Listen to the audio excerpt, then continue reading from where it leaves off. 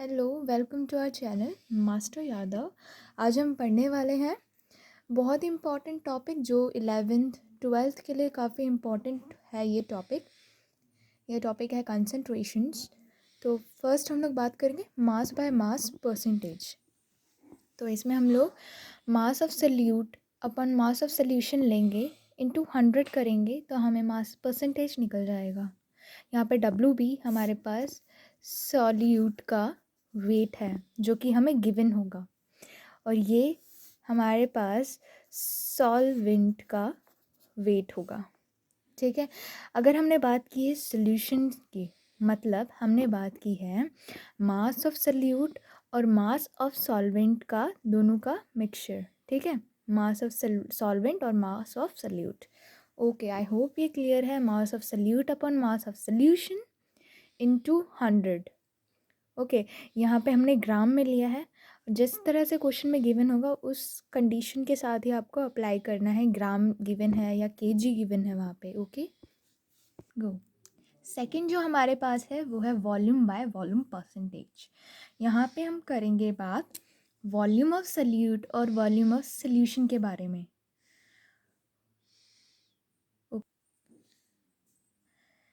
तो यहाँ पे देखो, वॉल्यूम ऑफ सॉल्यूशन का मीनिंग है volume of solute plus volume of solvent के। ठीक है, जो भी वहाँ पे गिवन होगा सॉल्यूट का वॉल्यूम और सॉल्वेंट का वॉल्यूम को प्लस करके हम लोग नीचे डालेंगे। ठीक है, हम इसे रिप्रेजेंट करेंगे VS से, जो कि है वॉल्यूम ऑफ सॉल्यूशन, और ऊपर हमारे पास है वॉल्यूम ऑफ सॉल्यूट जो कि क्वेश्चन में गिवन होगा। अब देखो, यहाँ पे बात हुई है वॉल्यूम बाय वॉल्यूम परसेंटेज की, तो हमें इसे इनटू 100 करना पड़ेगा। ओके, आई होप ये क्लियर है। वॉल्यूम बाय वॉल्यूम परसेंटेज क्या होता है? Volume of solute upon volume of solution जो कि क्वेश्चन में गिवन है इनटू 100। ओके, नाउ नेक्स्ट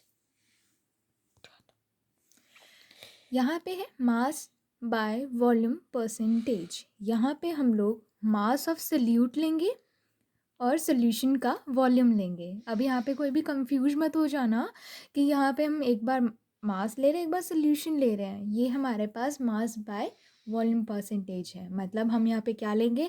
हम यहाँ पे लेंगे mass of solute upon solution का वॉल्यूम। ओके, अब देखो यहाँ पे परसेंटेज है तो इसे इनटू 100 करना पड़ेगा। ओके, आई होप ये बहुत ईजी था, क्लियर भी हो गया होगा। अब हम इसे लिख सकते हैं WA। WB लिखना चाहिए वैसे, क्योंकि हम देखेंगे काफ़ी सारे बुक्स के अंदर WB हम लोग सल्यूट के लिए लेते हैं। अब A भी ले सकते हैं, but most of the books are having this. Okay, upon VS into 100, ये हमारे पास आ जाएगा मास ऑफ वॉल्यूम। अब हमारे पास आता है मोलैरिटी। इसकी डेफिनेशन है number of moles dissolve in 1 litre of solution is called molarity. Okay, यहाँ पे मैं एक बात बोलना चाहूँगी कि काफ़ी स्टूडेंट्स बहुत ज़्यादा कंफ्यूज रहते हैं। मोलैरिटी मोलैलिटी हम इसको याद कैसे करें, कई बार भूल जाते हैं, कई बार रिवर्स कर देते हैं। तो यहाँ पे मैंने तो जब याद किया था तो इसे यहाँ पे एक ट्रिक लगाया था, जहाँ पे है मोलैरिटी, यहाँ पे आर आ रहा है तो you just think about river. यहाँ पे आर है तो सोचो रिवर। रिवर क्या करती है? बहती है। तो मतलब हम यहाँ पे किसकी बात करेंगे? हम यहाँ पे लीटर के बारे में बात करेंगे, वाटर के बारे में बात करेंगे, सोल्यूशन के बारे में बात करेंगे, मास के बारे में बात नहीं करेंगे। ओके, तो इसकी डेफिनेशन हम एक बार फिर से पढ़ते हैं। क्या है? Number of moles dissolve in 1 litre of solution. यहाँ पे सोल्यूशन है। सोल्यूशन का मीनिंग क्या होगा? सोल्यूशन का मीनिंग हमारे पास होगा जहाँ पे हम लोग सल्यूट और सॉल्वेंट की दोनों की बात करेंगे, दोनों को प्लस करना है। ठीक है, सोल्यूशन का मीनिंग वो होगा, सॉल्वेंट मत कर देना इसको। It's called molarity. ओके, तो ये क्या होगा? मोलैरिटी को हम लोग कैपिटल एम से डिनोट करते हैं। ओके, मोलैरिटी क्या होती है? Number of moles upon volume in litre या ml, जो भी आपको क्वेश्चन में गिवन होगा, जिसमें आपको निकालना होगा। हमेशा याद रखना, जैसे क्वेश्चन हमें ml में वहाँ पे क्वांटिटीज़ दे रखी हैं तो हमें आंसर भी ml में ही निकालना है। ओके, अब हम बात करते हैं मोल्स क्या होते हैं। सबसे इम्पॉर्टेंट है मोल्स। मोल कंसेप्ट का भी मैं वीडियो डालूंगी। ओके, तो मोल्स होता है given weight upon molecular wait. Given weight आपको क्वेश्चन में गिवन होगा। मॉलिक्यूलर वेट आई होप आप लोगों को आता है निकालना। नहीं आता है तो मैं इसके लिए भी कंपाइल मोल्स के बारे में जब पढ़ाऊंगी तब मॉलिक्यूलर वेट के बारे में सब क्लियर हो जाएगा। अब हमने पढ़ लिया मोल क्या होता है, हमने डेफिनेशन पढ़ ली। अब हम इसका फॉर्मूला डराइव करते हैं। क्या होगा, कैपिटल एम हम मोलारिटी के बारे को डिनोट करते हैं। तो M is equals to W, हमारे पास क्या हो जाएगा, डब्ल्यू हमारे पास होगा गिवन वेट और एम डब्ल्यू होगा हमारे पास मॉलिक्यूलर वेट। ओके, हमने इसको यहाँ पे एन के जगह पे, मोल्स की जगह पे पुट कर दिया। Okay, 1/VS। VS अगर लीटर में है तो इसको एज इट इज़ रखो, और अगर हमें इसे ml में चेंज करना है तो हम इसको डिवाइड कर देंगे 1000 से। अब वो इसका रेसिप्रोकल ऊपर चला जाएगा तो ये 1000/VS हो जाएगा। अब हमारे पास फॉर्मूला आता है m is equals to W, that is given weight upon molecular weight into 1000/VS, volume of solution. ठीक है, अब हमने बात की है मोलैरिटी के बारे में। अब हम बात करेंगे मोलैलिटी के बारे में। ओके, तो मोलैलिटी को हम लोग स्मॉल m से डिनोट करते हैं। ओके, इसकी डेफिनेशन ये है, number of moles present in 1000 ग्राम या 1 kg ऑफ सॉल्वेंट। अब यहाँ पे ध्यान देने वाली बात है, बात ये है कि यहाँ पे सॉल्वेंट है, यहाँ पे सोल्यूशन नहीं है। अब हम यहाँ पे बात करेंगे सॉल्वेंट के बारे में। ओके, तो इसका क्या बन जाएगा फॉर्मूला बन जाएगा small m is equals to n। क्या है, n हमारे पास मोल्स है। ओके, अब हम इसको वैसे ही पुट कर देंगे जैसे हमने फर्स्ट वाले मोलैरिटी के बारे वाले फॉर्मूले में जो पुट किया था, given weight upon molecular weight into 1000/WA। WA याद रखना, ये सॉल्वेंट का वेट है। ठीक है, इसमें कंफ्यूज मत हो जाना कि ये सोल्यूशन का है या फिर सॉल्वेंट का है। यहाँ पे सॉल्वेंट होगा, मोलैलिटी में हमारे पास सॉल्वेंट में होगा। Number of moles present in 1000 ग्राम या 1 kg ऑफ सॉल्वेंट में हम इसको नापेंगे। तो क्या होगा हमारे पास फाइनल फॉर्मूला होगा small m is equals to given weight upon molecular weight into 1000/VA in gram. Okay, या आप यहाँ पे ग्राम में लो या kg में लो, जो भी आपको क्वेश्चन में गिवन होगा, जो क्वांटिटीज़ गिवन होंगी उसके अकॉर्डिंग आपको ये डिसाइड करना है कि हमें इसे ग्राम में लेना है या हमें इसे kg में लेना है। अरे रुको, अभी एक और फॉर्मूला बाकी है हमारे पास। क्या है हमारे पास, अभी है नॉर्मेलिटी। नॉर्मेलिटी एक बहुत इम्पॉर्टेंट टॉपिक है। अगर हम इसको कॉम्पिटिटिव एग्ज़ाम्स के लेवल पे देखें तो ये काफ़ी इम्पॉर्टेंट टॉपिक है। तो चलो हम इसे भी कर लेते हैं। इसकी डेफिनेशन क्या हो जाएगी, हम सबसे पहले तो इसे डिनोट करते हैं कैपिटल एन से। ये क्या होता है हमारे पास, number of equivalent present in 1 litre of solution. ठीक है, अब काफ़ी लोगों को ये जो डेफिनेशन है एक बार बोलने से समझ में नहीं आई होगी। आई नो ये नहीं समझ में आती है, इसे 3-4 बार पढ़ेंगे तब हाँ जाके हमें समझ में आएगा कि ये क्वेश्चन बोलना क्या चाहता है, ये लाइन बोलनी क्या चाहती है। तो ये लाइन बोल रही है, number of equivalent present in 1 litre of solution.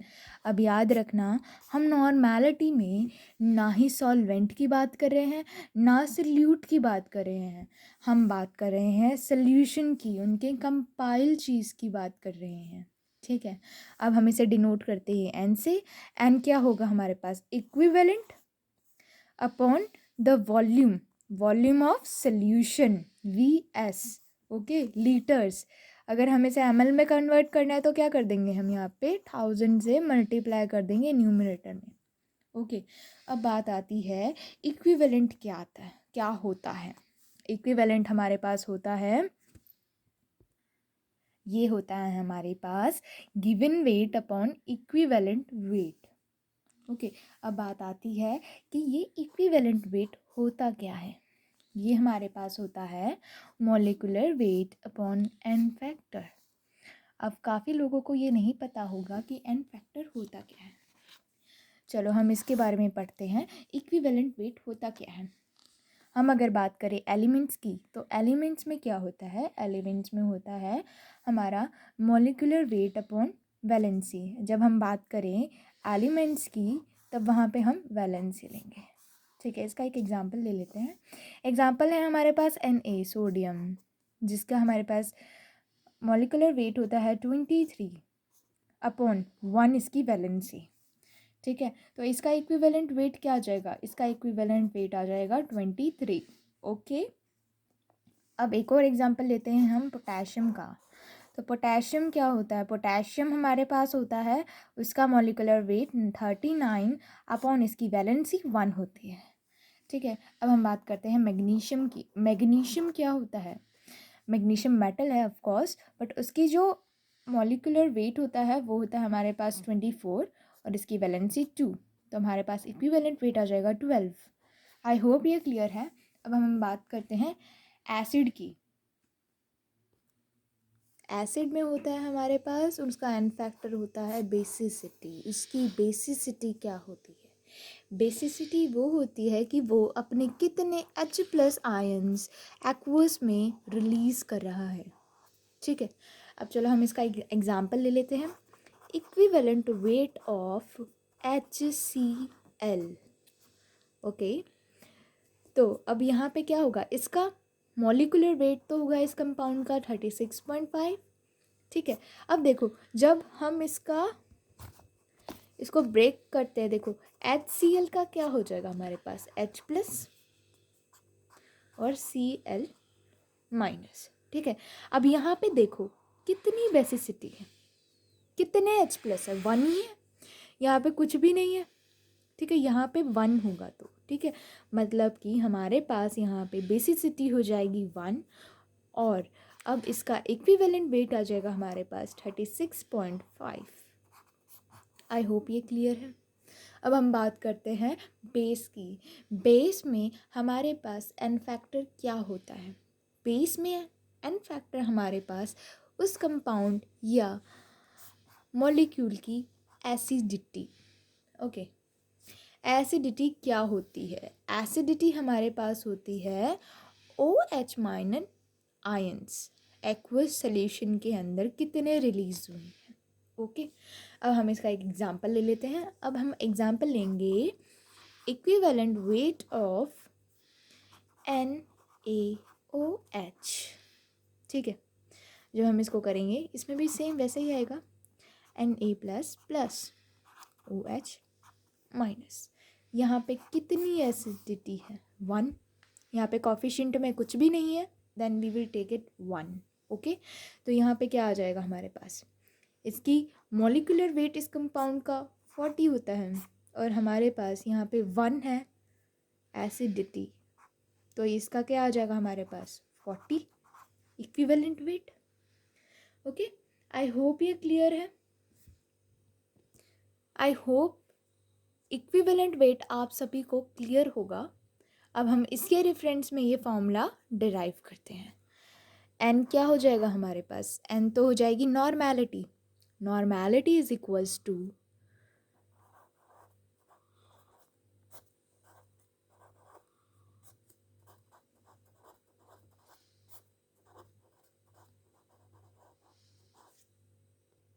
Given weight upon equivalent weight into 1000 upon Vs in ml।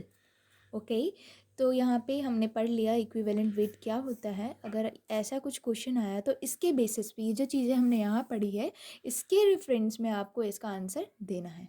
या वो एलिमेंट की बात कर रहा है, क्या वो एसिड की बात कर रहा है, क्या वो बेस की बात करना है, वो आपको क्वेश्चन में पता चल जाएगा। आई होप यहाँ तक क्लियर है। पर आई थिंक कि बस फॉर्मूलेज याद करना या फिर उन्हें डराइव करने से हम उनके क्वेश्चंस नहीं कर पाते इतने अच्छे से। तो मैं ट्राई करूँगी, मैं अपलोड करूँगी एक्चुअली एक वो वीडियो जिसमें मैं इन सारे कंसंट्रेशन, सारे के सारे कंसंट्रेशन की क्वेश्चन सीरीज़ डालूँगी। ओके, उस वीडियो को पक्का देख लेना ताकि आपको ये कॉन्सेप्ट और क्रिस्टल क्लियर हो जाए। ओके, और यार प्लीज़ फ्रेंड्स लाइक तो कर ही देना, इतना मेहनत किया है इस वीडियो को बनाने में, और सब्सक्राइब कर देना ताकि जो वीडियोस मैं अपलोड करूँगी वो आपको सबसे पहले उसकी नोटिफिकेशन मिल जाए। मैंने ये यूट्यूब चैनल बेसिक्स चीज़ों को एक्सप्लेन करने के लिए चलाया है, तो इसके बाद मैं जितनी भी बेसिक्स चीज़ें होंगी 11th या 12th से related I will upload it, क्योंकि काफ़ी बच्चों को बेसिक्स क्लियर नहीं होती हैं, तो it will help them. Okay, so thank you friends for connecting with us through this video. Thank you so much. I hope you will share, subscribe and like this video. और हाँ दोस्तों, अगर आपको doubt आती है किसी भी topic में या मैं अच्छा एक्सप्लेन नहीं कर पा रही हूँ तो प्लीज़ आप सजेस्ट करें या अपनी डाउट्स को लिख दें वहाँ पे, I will reply. Okay, thank you friends.